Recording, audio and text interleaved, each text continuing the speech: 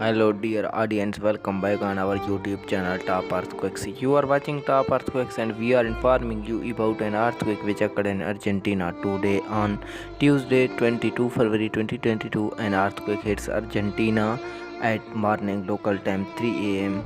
According to United States Geological Survey and European Mediterranean Seismological Center, its magnitude was 6.0.